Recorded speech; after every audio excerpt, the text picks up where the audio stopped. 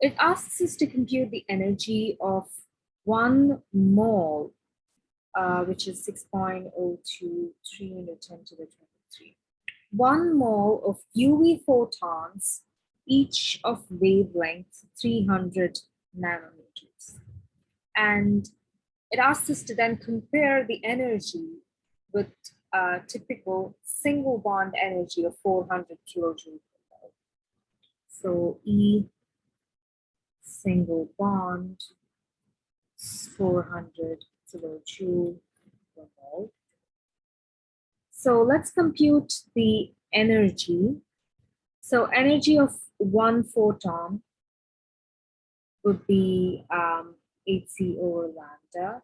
Now energy of 1 mole of photons would be 6.023 times 10 to the 23. This is the Planck's constant. And this is the speed of light. This is the wavelength.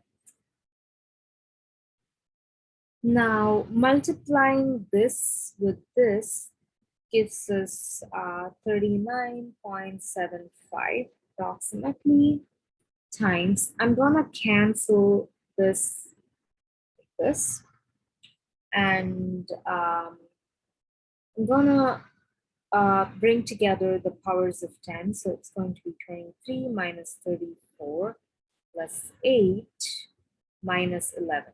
Minus 9. I'm sorry, it's not going to be minus 11.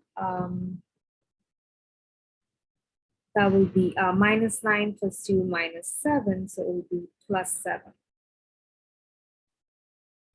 And let's work out the units. It's going to be joules. So it's going to be 39.75 times 10 to, that would be 10 to the power 4 joule. Right now, if we have to, I'm sorry, we actually have joule per mole because this is 6.023 into 10 to the 23 atoms per mole, right? So the per mole comes from here. I'm sorry, I forgot to add the unit there. So we end up with so many joules per mole.